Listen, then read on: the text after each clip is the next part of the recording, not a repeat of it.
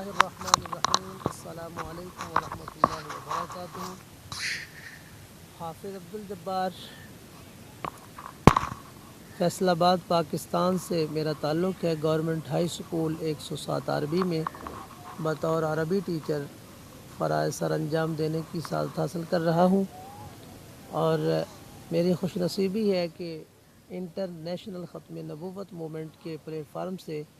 حقیقی فلاح کے عنوان سے گفتگو کرنے کی سعادت حاصل ہو رہی ہے۔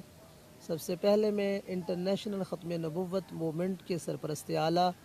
اور بانی جناب فضیلت الشیخ حافظ محمود الحسن صاحب اور آپ کی سربراہی میں ختم نبوت اور ناموس رسالت صلی اللہ علیہ وآلہ وسلم کے لیے کام کرنے والی پوری ٹیم کو صمیم قلب سے خراج تحسین پیش کرتا ہوں، اور بارگاہ رب محمد صلی اللہ علیہ وآلہ وسلم میں جھولی پھیلائے ہوئے عرض گزار ہوں کہ اے مالک و مولا، اس پوری ٹیم کی مساعی جلیلہ کو اپنی بارگاہ اقدس میں شرف قبولیت عطا فرما، اور اس مقدس مشن کے لیے مزید حوصلہ، استقامت اور اخلاص سے آگے بڑھتے رہنے کی توفیق اور ہمت عطا فرما، اور اس کے ثمرات بھی عطا فرما۔ اے مالک و مولا، انہیں ہر دو جہاں میں اپنی حفظ و امان، سلامتی، راحت اور خوشیاں عطا فرما، اور ہر دو جہاں میں انہیں ہر قدم پہ ذلت و رسوائی سے محفوظ فرما۔ آمین بجاہ النبی الامین الکریم۔ الحمدللہ وحدہ والصلاة والسلام علی من لا نبی بعدہ وعلی آلہ واصحابہ اجمعین، اما بعد فاعوذ باللہ من الشیطان الرجیم۔ بسم اللہ الرحمن الرحیم۔ الف لام میم، ذالک الکتاب لا ریب فیہ ھدی للمتقین الذین یؤمنون بالغیب ویقیمون الصلاة ومما رزقناہم ينفقون والذین یؤمنون بما انزل الیک وما انزل من قبلک وبالآخرۃ ھم یوقنون اولئک علی ھدی من ربہم وأولئک هم المفلحون۔ صدق اللہ ومولانا العظیم وبلغنا رسولہ النبی الامین الکریم۔ السلام علیکم ورحمۃ اللہ وبرکاتہ۔ آئیے آیات بینات کا ترجمہ سماعت فرمائیں۔ الف لام میم، یہ ذیشان کتاب ذرا شک نہیں اس میں، یہ ہدایت ہے پرہیزگاروں کے لیے، وہ جو ایمان لائے ہیں غیب پر اور صحیح ادا کرتے ہیں نماز، اور اس سے جو ہم نے انہیں روزی دی خرچ کرتے ہیں، اور وہ جو ایمان لائے ہیں اس پر اے حبیب صلی اللہ علیہ وآلہ وسلم جو آپ پر اتارا گیا، اور جو اتارا گیا آپ صلی اللہ علیہ وآلہ وسلم سے پہلے، اور آخرت پر وہ یقین رکھتے ہیں، وہی لوگ ہدایت پر ہیں اپنے رب کی توفیق سے، اور وہی دونوں جہاں میں کامیاب ہے۔ مذکورہ آیات بینات اپنے دامن میں سمندر سے زیادہ گہرائی رکھتی ہے۔ پہلے نمبر پر حروف مقطعات ہیں جو خالق اور مخلوق کے درمیان راز کی باتیں ہیں۔ دوسرے نمبر پر قرآن پاک کی عزت و عظمت اور بلند شان کا بیان ہے، اور اس بات کا دعویٰ ہے کہ یہ کتاب ہر طرح کے شکوک و شبہات سے بالاتر ہے۔ نیز اس کتاب میں صاحب تقوی لوگوں کے لیے ایصال الی المطلوب کی شان یکتائی موجود ہے۔ اس کے بعد صاحب تقوی لوگوں کے اوصاف اجمالاً بیان کیے گئے،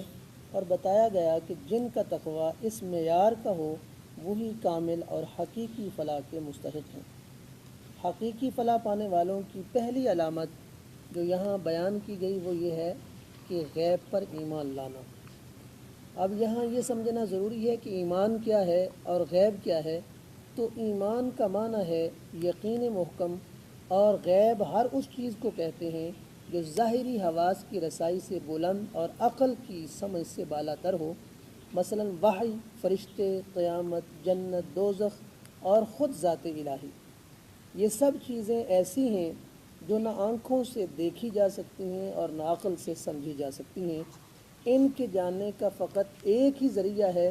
اور وہ ذریعہ نبی کی ذات گرامی ہے۔ اس کی زبان حق ترجمان سے جو کچھ نکلے اس پر انسان یقین محکم رکھے، اس لیے ایمان بالغیب کو تقوی کی اولین شرط قرار دیا گیا ہے۔ ان چیزوں کے علاوہ شریعت اسلامیہ کے وہ احکام جن کی حکمتوں کے سمجھنے سے انسانی عقل ابتدا میں قاصر رہتی ہے اور بعد میں تو ان کی سمجھ آ ہی جاتی ہے، یا وہ ارشادات جو اس کے ذاتی مفاد یا اس کے گروہی اور محدود وطنی منافع کے خلاف ہوتے ہیں، تو ایسے حکموں کو تسلیم کرنا بھی ایمان بالغیب میں داخل ہے۔ ایمان بالغیب کے متعلق علی وجہ الاختصار یہ کہ نبی کی بتائی ہوئی ہر چیز کو سچا جانے اور نبی کے ارشادات کے مفید اور نفع مند ہونے پر اسے اس درجہ یقین ہو کہ ان تمام رکاوٹوں کے باوجود وہ ان کو عملی جامہ پہنانے پر آمادہ ہو۔ اعتماد اور اطاعت کا یہ مقام جب تک کسی کو میسر نہ ہو، وہ قرآن کی ہدایت سے کما حق کو فائدہ نہیں اٹھا سکتا، بلکہ بے یقینی اور تذبذب کی یہ کیفیت اس کے تمام اعمال کو بے نتیجہ کر دیتی ہے، جیسا کہ ارشاد محبوب پاک صلی اللہ علیہ وآلہ وسلم ہے، لا یؤمن احدکم حتی یکون ہواہ تبعا لما جئت بہ،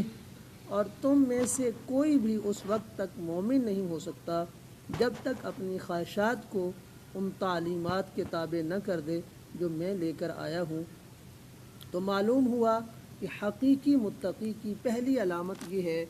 کہ وہ حضور صلی اللہ علیہ وآلہ وسلم کی بتائی ہوئی تمام چیزوں پر محکم یقین یعنی پختہ یقین رکھے۔ تو اس لحاظ سے جو کوئی نبی کریم صلی اللہ علیہ وآلہ وسلم کی ختم نبوت پر یقین محکم نہیں رکھتا اور حضور ختمی مرتبت صلی اللہ علیہ وآلہ وسلم کے بعد کسی شخص کی نبوت کو جائز رکھتا ہے، تو اس کا مطلب یہ ہے کہ وہ تمام انسانوں کے لیے حضور صلی اللہ علیہ وآلہ وسلم کی رسالت کو کافی نہیں سمجھتا، اور آیات قرآنیہ یا ایھا الناس انی رسول اللہ الیکم جمیعا وما ارسلناک الا کافۃ للناس اور ما کان محمد ابا احد من رجالکم ولکن رسول اللہ وخاتم النبیین پر ایمان نہیں لاتا۔ ایمان بالغیب کے بعد اعمال صالحہ، قیام نماز اور صدقہ و خیرات کو علامات متقین میں شمار کیا گیا ہے، اور اس کے بعد پھر ایمان بالنزول الی سید الانبیاء صلی اللہ علیہ وآلہ وسلم، یعنی جو کچھ نبی اکرم حضرت محمد مصطفیٰ صلی اللہ علیہ وآلہ وسلم کی طرف وحی کی گئی اس پر ایمان لانے کو، اور ایمان بالنزول الی الانبیاء من قبل سید الانبیاء صلی اللہ علیہ وآلہ وسلم، یعنی کہ نبی اکرم صلی اللہ علیہ وآلہ وسلم سے پہلے نبیوں کی طرف جو نازل کیا گیا اس پر ایمان لانے کو بھی علامات تقوی فرمایا گیا ہے۔ یاد رکھیں، ایمان کے بغیر اعمال کی عند اللہ کوئی حیثیت نہیں۔ اعمال بھی ایمان ہی کے واسطہ سے مفید ہوتے ہیں، ورنہ بیکار کوڑے کا ڈھیر ہیں، اور قرآن کی کسی ایک آیت کا انکار ایسا ہی کفر ہے جیسے پورے قرآن کا انکار کفر ہے۔ اسی لیے قرآن پاک کی تعریف میں اس بات کی تصریح فرمائی گئی ہے کہ من کفر منہ حرفا فہو کافر، کہ جس نے قرآن کے ایک حرف کا بھی انکار کیا وہ کافر ہے۔ نیز ارشاد ربانی ہے وَمَن يَرْتَدِدْ مِنكُمْ عَنْ دِينِهِ فَيَمُتْ وَهُوَ كَافِرٌ فَأُولَٰئِكَ حَبِطَتْ أَعْمَالُهُمْ فِي الدُّنْيَا وَالْآخِرَةِ وَأُولَٰئِكَ أَصْحَابُ النَّارِ هُمْ فِيهَا خَالِدُونَ۔ مومنوں، تم میں سے جو دین سے پھر جائے پھر اسی حالت کفر میں مر جائے تو اس کے دنیا اور آخرت کے عمل ضائع ہو گئے، اور یہی دین سے پھرنے والے ہی جہنمی ہیں، وہ ہمیشہ اس آگ میں رہیں گے۔ احباب ذی وقار، اس آیت کریمہ پر غور کیا جائے تو معلوم ہوتا ہے کہ اگر ایمان نہ ہو تو دنیا اور آخرت میں عمل بے فائدہ بیکار ہو جاتے ہیں، ضائع ہو جاتے ہیں، اور ان کا کوئی فائدہ نہیں ہوتا۔ معزز و محترم سامعین، سورہ بقرہ کی آیت نمبر 3 اور 4 میں بھی ختم نبوت کا عقیدہ صریح طور پر موجود ہے۔ اگر رسول اللہ صلی اللہ علیہ وآلہ وسلم کے بعد بھی کوئی نبی آنا ہوتا تو ارشاد باری تعالیٰ یوں ہوتا کہ والذین یؤمنون بما انزل الیک وما انزل من قبلک وما ینزل من بعدک۔ حالانکہ ایسا نہیں ہے، بلکہ وبالآخرۃ ہم یوقنون کہہ کر یہ واضح کر دیا کہ حضور ختمی مرتبت کا زمانہ قیامت تک کا ہے۔ قرآن مجید وہ آخری کلام الہی ہے جو سابقہ وحی اور کتب کا ناسخ ہے۔ اس کے بعد کسی اور وحی کے نزول کے امکان کو تسلیم کرنا قرآن کی کاملیت، جامعیت اور خاتمیت کا انکار ہے، جو صریح کفر ہے، کیونکہ اس کے نزول سے دین اسلام کی تکمیل، نعمت الہیہ کے اتمام اور سلسلہ نبوت و رسالت کے خاتمے کا اعلان ہو چکا ہے، اور الیوم اکملت لکم دینکم واتممت علیکم نعمتی ورضیت لکم الاسلام دینا سے تکمیلی سند دی جا چکی ہے۔ اور یہ بھی یاد رکھیں کہ کسی شخص کے مسلمان ہونے کے لیے جس قدر باتوں کو ماننا ضروری ہے وہ سب امور قرآن پاک میں بیان کر دیے گئے ہیں۔ اگر حضور صلی اللہ علیہ وآلہ وسلم کے بعد کسی اور نبی کی بعثت بھی ہوتی تو قرآن میں اس کا بھی ذکر ہوتا، اور جب قرآن کریم میں حضور اکرم صلی اللہ علیہ وآلہ وسلم کے بعد کسی نبی کی بعثت کا ذکر نہیں ہے تو معلوم ہوا کہ حضور صلی اللہ علیہ وآلہ وسلم کے بعد کوئی نبی نہیں ہو سکتا۔ آخر جن چیزوں کے ماننے سے صحابہ کرام اور خیر القرون کے اخیار مومن ہو گئے، ان چیزوں کا ماننا آج کیسے ناکافی ہو گیا؟ کیا ان کا اسلام کوئی اور تھا اور ہمارا اسلام کوئی اور ہے؟ اگر ہم قرآن کو ناقص اور اسلام کو ناتمام دین نہیں سمجھتے اور نہیں مانتے تو ماننا ہوگا کہ قرآن نے جس پر ایمان لانے کا حکم دیا ان کے سوا کسی پر ایمان لانا جائز نہیں۔ مرزا غلام احمد صاحب قادیانی کی نبوت چونکہ قرآن کا معمور نہیں ہے، اس لیے اس کو نبی ماننا قرآن، ایمان اور اسلام سب کے مخالف ہے۔ معزز و محترم سامعین، خلاصۃ الکلام یہ ہے کہ حضور نبی اکرم صلی اللہ علیہ وآلہ وسلم کی اولاد اور آپ سے براہ راست فیض لینے والے صحابہ کرام رضوان اللہ علیہم اجمعین جب نبی نہیں ہو سکتے بلکہ مدعیان نبوت کی سرکوبی کے لیے سخت جہاد کرتے رہے، تو وہ شخص کیسے نبی ہو سکتا ہے جو آپ سے 1400 سال دور کی نسبت رکھتا ہے، جس کے نہ ایمان کی ضمانت ہے نہ اخلاق کی گارنٹی؟ اگر قادیانی حضرات نے واقعی ایک نئی اور الگ ملت کی طرح نہیں ڈالی تو انہیں چاہیے کہ وہ اسی دین اور ملت کی طرف لوٹ جائیں جسے حضور صلی اللہ علیہ وآلہ وسلم لے کر آئے ہیں، جس دین میں حضور صلی اللہ علیہ وآلہ وسلم کے بعد اور کسی نبی کی بعثت کا تصور نہیں ہے۔ ایک ایسے شخص کی خاطر جس کا کلام متناقض اور متضاد، جس کی ہر پیشگوئی غلط اور جھوٹی، جس کی زندگی کفار کی چاپلوسی اور جس کی موت عذاب الہی کی بھیانک صورت ہے، اس نبی کو نہ چھوڑیں جس کی باتیں جوامع الکلم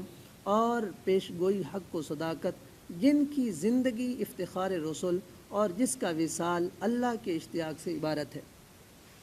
میں انتہائی درد کے ساتھ قادیانی حضرات سے گزارش کرتا ہوں کہ ایمان ایک قیمتی دولت ہے، اس دولت کو اس شخص پر لٹا کر ضائع مت کریں جس کی نبوت کو جا ایمان بھی ثابت نہیں ہے۔ آؤ جعلی اور وضعی نبوت کو چھوڑ کر صرف اس کی نبوت پر قناعت کر لو جس کی نبوت پر ہر قسم کے شکوک و شبہات سے بالا،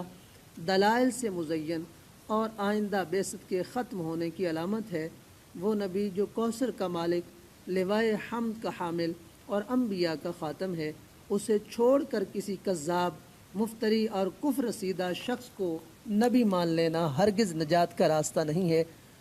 بس اگر تم واقعی حق کی تلاش رکھتے ہو اور حق کی تڑپ رکھتے ہو تو آؤ اور قادیان کو چھوڑ کر طیبہ کی طرف لوٹ آؤ،